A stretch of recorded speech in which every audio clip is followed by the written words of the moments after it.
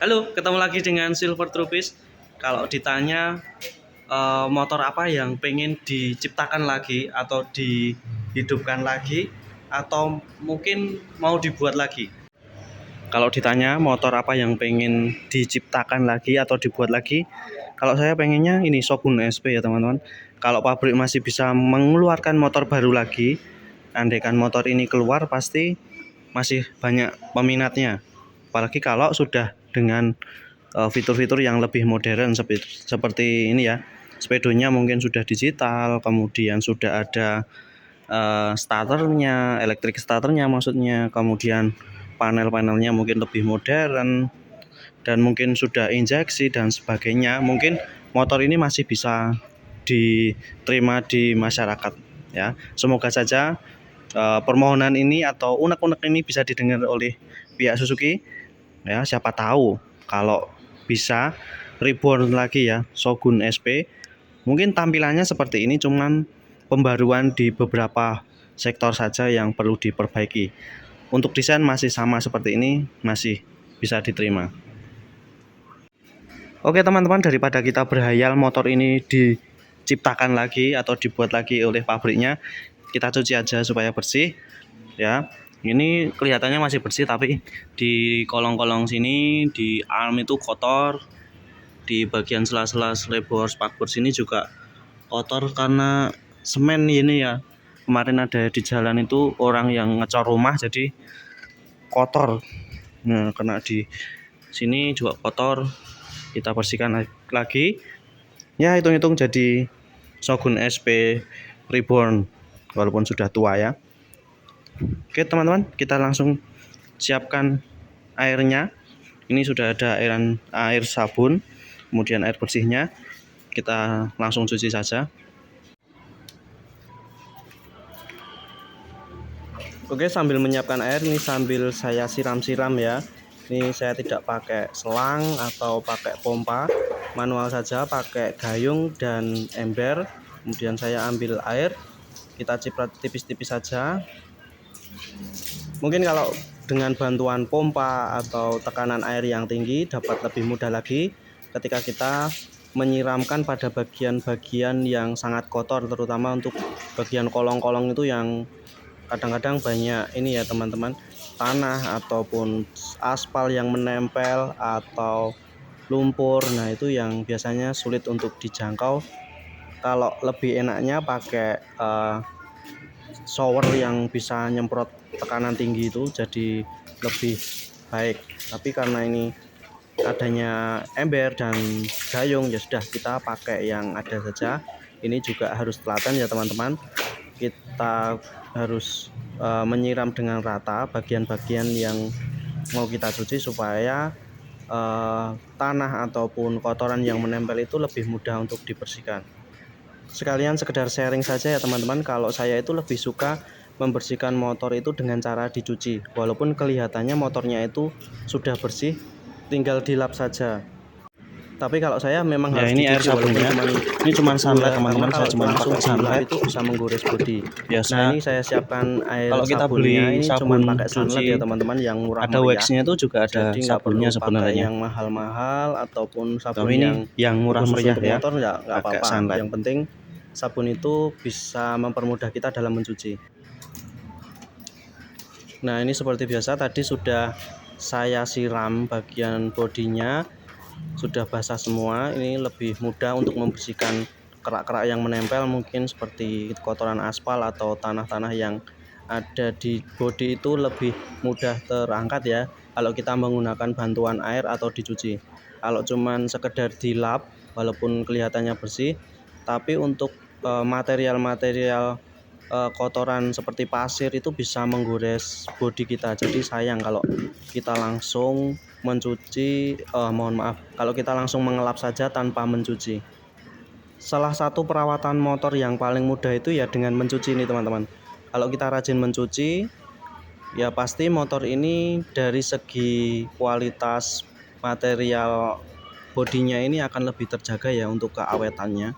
Jadi bayangkan saja kalau motor itu jarang dicuci, kemudian kita menaruhnya sembarang tempat, di tempat yang panas ataupun tempat-tempat yang asal kita taruh saja. Nah itu tanpa kita sentuh, tanpa kita sering memandikan, lama-lama bodi itu bisa rusak juga ya, karena semakin lama kotoran itu menempel dalam bodi itu bisa membuat catnya itu juga mudah kusam, sehingga hampir 1 minggu sekali ya paling lama, atau tergantung kondisi. Kalau motor ini sudah kelihatan kotor pasti akan saya bersihkan ya. Bukannya saya tidak suka kalau kotor terus motor itu harus bersih, tidak juga, itu memang bagian dari perawatan motor ini ya. Semakin kita sering bersihkan, maka motor itu ya semakin merasa lebih diperhatikan lah ya kalau sebagai makhluk hidup. Jadi dia akan semakin awet. Nah itu yang membuat saya itu eman kalau nggak dicuci. Nah ini tadi beberapa sudah saya lap pakai sabun, sudah saya bersihkan. Tinggal bagian-bagian yang agak rumit di bagian arm ini, kemudian sela-sela, kolong-kolong ini juga wajib dibersihkan teman-teman. Walaupun kadang kita males ya kalau mau nyuci sendiri itu terkena bagian-bagian yang tajam. Nah itu kita harus hati-hati supaya tangan kita nggak kecocok atau tergores sehingga tangan kita luka kalau kita nyuci sendiri. Jadi perhatikan bagian-bagian sudut yang mungkin berbahaya. Nah kemudian ini di bagian shock breaker ini juga wajib kita bersihkan dengan cermat ya teman-teman. Kadang-kadang ada kotoran yang menempel di shocknya ini dan membuat kondisi shock ini mudah rusak atau mudah bocor. Nah karena saya juga pengguna YouTube, saya sadar ya teman-teman. Jadi kalau pakai motor ini pasti ada yang suka, tapi ada juga yang mungkin benci ya. Jadi ketika pernah dulu saya iklan motor ini kira-kira dengan kondisi seperti ini, saya jual dengan harga yang mungkin tidak umum ya, tetapi ada netizen itu yang kadang-kadang menganggap motor kayak gitu aja kok harganya mahal, harganya digoreng. Nah itu kata-kata yang masih saya ingat. Padahal kembali lagi ya teman-teman, banyak motor itu ya harganya lebih murah daripada ini, atau motor yang sejenis ini lebih murah itu juga ada. Tetapi kita perhatikan lagi bagaimana kita merawatnya, kemudian kondisinya seperti apa. Nah kadang orang yang ngomong harganya gorengan atau digoreng itu yang nggak melihat kondisi motor yang kita rawat. Jadi kalau kita bandingkan dengan motor yang lain mungkin juga berbeda ya. Jadi setiap motor itu nggak bisa dibandingkan harganya, walaupun kondisinya mungkin sama, dalam arti speknya sama, tapi dalam perawatan, kemudian modelnya seperti apa, lalu kondisinya seperti apa, itu yang membedakan ya. Harganya bisa bervariasi, jadi jangan dipukul rata walaupun motornya itu sama. Dan salah satu penyebab mungkin ya, beberapa orang menganggap bahwa motor ini kok mahal itu karena ini memang teman-teman, kita cari spare partnya itu sudah nggak gampang ya, sudah nggak mudah lagi. Contohnya ini knalpot ini, harganya ini kalau baru sekarang ini bisa sampai 2,5 juta ya, mungkin bisa lebih. Itu hanya kisaran harga, itu lengkap sudah dengan lehernya itu. Jadi memang barangnya itu sudah kalau orang bilang itu goib ya, karena sudah susah untuk dicari lagi. Kemudian kalau kamu tanya listnya ini, list bodinya itu sudah memang nggak produksi lagi. Jadi kalau beli ya minimal harga baru dengan kondisi yang mungkin tidak terlalu istimewa juga harganya sudah mahal, sekitar 500.000 kemarin itu saya tanya. Itu untuk stiker atau strippingnya saja. Jadi kamu yang pada masih suka nyinyir tentang motor ini, jangan salah ya. Kita itu merawat motor dengan hati ya, tidak menjual gorengan. Jadi hati-hati ketika kalian berkomentar itu. Jadi kita harus tahu bahwa motor ini ada sejarahnya, bagaimana kita merawatnya, kemudian harga partnya ya. Kondisi motor Shogun SP itu kalau bagus banget itu harganya bisa tinggi ya, mungkin kayak Satria, Hiyu sekarang ya, itu banyak dicari. Memang dulu harganya murah barunya, tetapi kan kalau di kondisi saat ini dari tahun sekarang ini sudah jadi barang antik, karena memang barang-barangnya itu kalau ori itu sangat mahal, makanya harganya juga bisa mahal. Sama seperti Shogun SP ini teman-teman, ketika kondisinya cukup bagus, bahkan bagus sekali, itu harganya bisa melampaui harga motor yang lain atau harga barunya waktu dulu itu ya. Dulu mungkin murah ya motor ini, tapi kalau dihitung di sekarang ini harganya mungkin bisa sama atau mungkin bisa lebih mahal. Nah, itu yang membuat kondisi setiap motor itu atau sesuatu motor itu bisa jadi punya nilai yang lebih. Kelebihan dari motor ini kalau saya rasakan ya selama saya memakai, kebetulan saya juga memakai Suzuki itu belum yang lama-lama banget, baru-baru aja ya. Karena dulu sempat saya kalau punya motor harus Honda, tetapi sekarang kalau saya punya motor mungkin yang paling nyaman, yang paling awet itu ternyata di Suzuki teman-teman.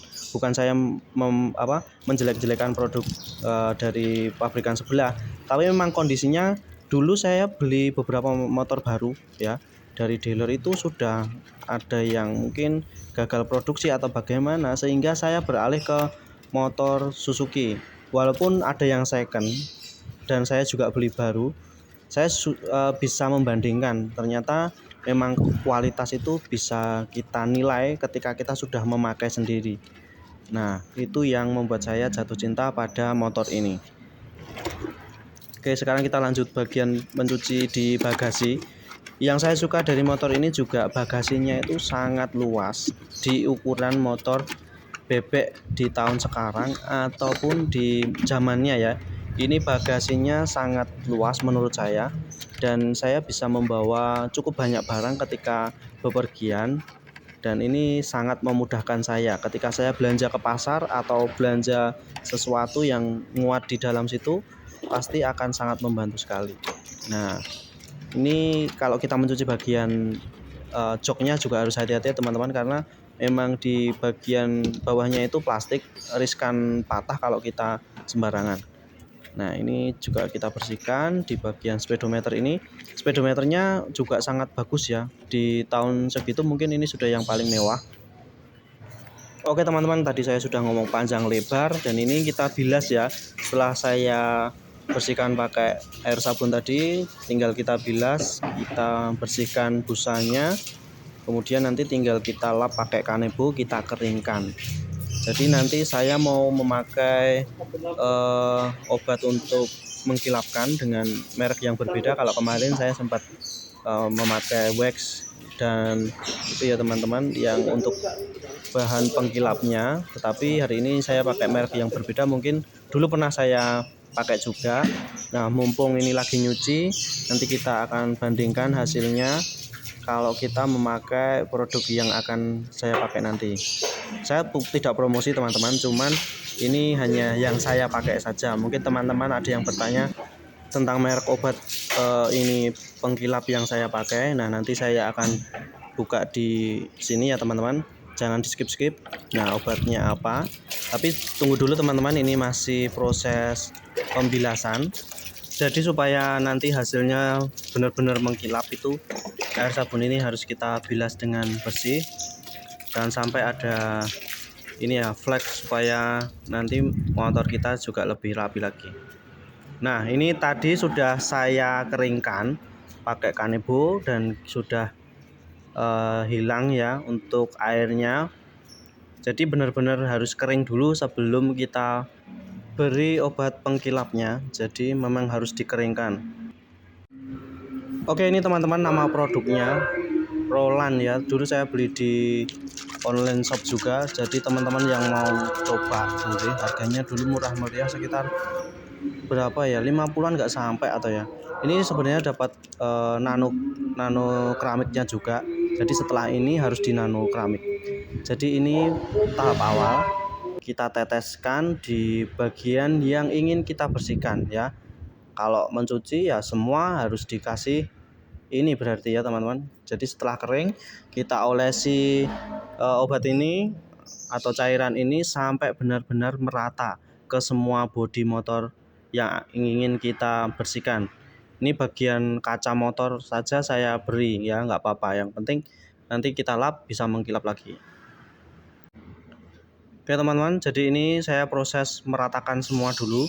Saya harus ratakan ke semua bodi motor ini, sama seperti proses yang tadi kita kita oleskan dengan tangan sampai full bodi kita. Jangan terlewatkan di bagian-bagian yang sulit juga harus kita olesi supaya obat ini benar-benar bisa mengkilapkan motor kita dengan sempurna.